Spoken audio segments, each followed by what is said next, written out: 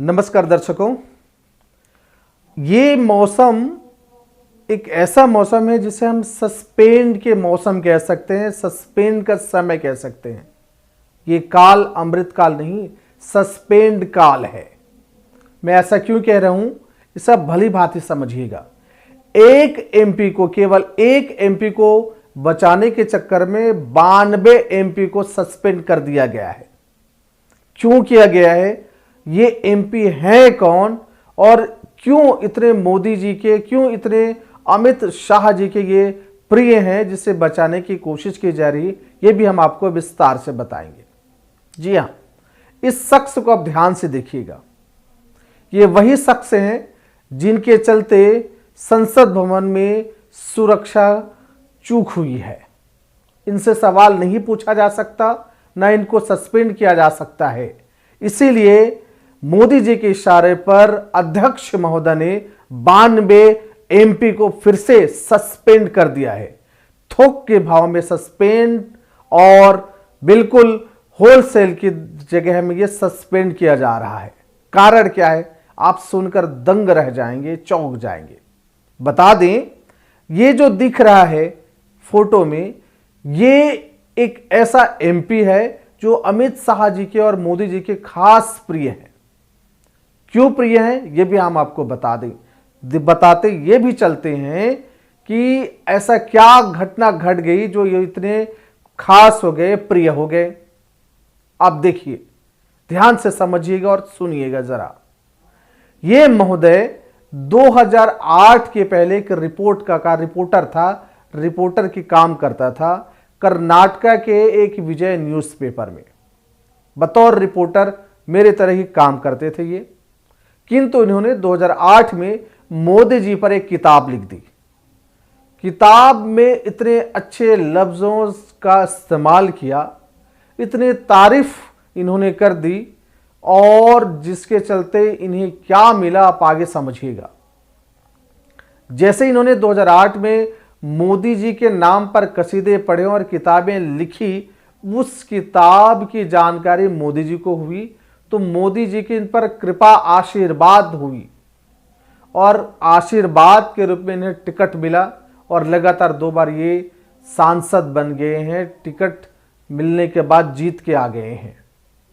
अब ये जितने सुरक्षा में चूक हुई है, उनमें से 2 पास जारी किया था। ये पास जो है इसी महोदय के द्वारा जारी किया गया है, पास किया गया है। पास पर हस्ताक्षर इन्हीं महोदय के हैं। कायदे से क्या होनी चाहिए संसद भवन में, इनसे पूछा जाना चाहिए कि आखिर आपने बिना जांच पड़ताल के संसद भवन में जाने की पास कैसे दे दी। पर इनसे सवाल नहीं पूछेंगे, पूछ भी कैसे सकते हैं। हम बार बार बता रहे हैं कि यह अमित शाह और मोदी जी के अति प्रिय विशेष साथी रहे हैं, खास लोग हैं उनमें से ये। तो इनसे सवाल पूछ ही नहीं सकते। बल्कि कोई ये कह दे कि हमारे गृह मंत्री अमित शाह जी इस सुरक्षा पर जवाब दें तो सस्पेंड कर दिया जाएगा। चाहे राहुल गांधी हो, चाहे महुआ मोइत्रा हो, चाहे और अन्य तमाम नेता हो, उन सबको सस्पेंड कर दिया। आज हद हो गया, 92 एमपी सस्पेंड हो गए। अभी तक 141, चाहे लोकसभा हो चाहे राज्यसभा हो, दोनों के मिला के देखें तो सबसे बड़ा आंकड़ा 141 एमपी सस्पेंड है। या यूं कहें कि बिना विपक्ष के अब सरकार चलाने की कोशिश की जा रही है। क्यों? आखिर इसका कारण क्या है? हम ये समझने की कोशिश करते हैं कि आखिर इन सवाल पूछ लेने से क्या हो जाएगा। क्यों अमित शाह जी सवालों के जवाब देना नहीं चाहते, ना मोदी जी देना चाहते हैं? क्या उन्हें तल्ख सवाल पसंद नहीं? क्या उन्हें बेरोजगारी पर सवाल पसंद नहीं? क्या उन्हें गरीबी पर सवाल पसंद नहीं? क्या उन्हें मुश्किल सवाल पसंद नहीं? या ये कहें उन्हें सवाल ही नहीं पसंद? आप बताएं। ऐसा नहीं होता तो निश्चित तौर पे आकर के वो अपनी बात रखते। दरअसल एक बात और है, अगर अमित शाह जी आए और चर्चा करें, चूंकि जैसा तमाम एमपी चाह रहे हैं, इन सभी एमपीओं का क्या मांग है कि जो हमारे गृह मंत्री हैं अमित शाह जी, वो सुरक्षा पर अपनी बयान जारी करें, बताएं कि चूक क्यों हुई है। लेकिन वो नहीं आए, नहीं बताएं क्यों। अगर वो चर्चा के लिए तैयार हो जाते तो इनमें तमाम मुद्दों पर चर्चा होती।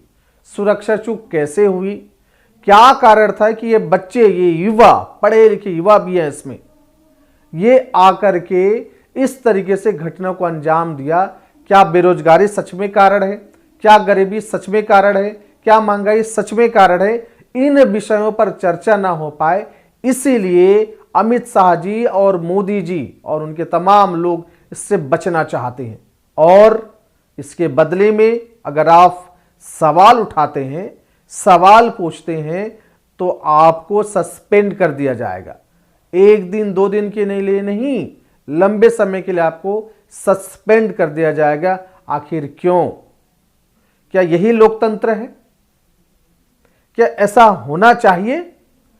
कहा जाता है, तमाम ये बातें आप भी जानते हैं, कि जिस देश में, जिस राज्य में विपक्ष जितना मजबूत होगा, सत्ताधारी शासन में बैठे लोग उतने ही अच्छे से काम करेंगे और विकास अच्छे से होगा। बिना विपक्ष के निरंकुश शासन होता है। तो फिर चूंकि हम लोकतंत्र देश में रहते हैं, उस पर भरोसा करते हैं, और एक तरफ थोक के भाव में सस्पेंड कर देना, क्या यह न्याय उचित है? मैं आपके विवेक पर छोड़ता हूं।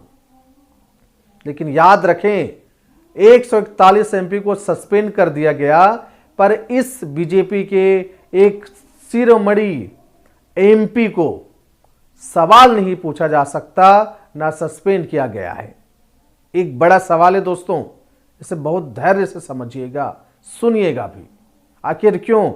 क्या इस तरीके से चलता रहा और पुनः 2024 में मोदी जी प्रधानमंत्री बनते हैं तो फिर क्या होगा आगे? क्या बिना विपक्ष का संसद चलेगा?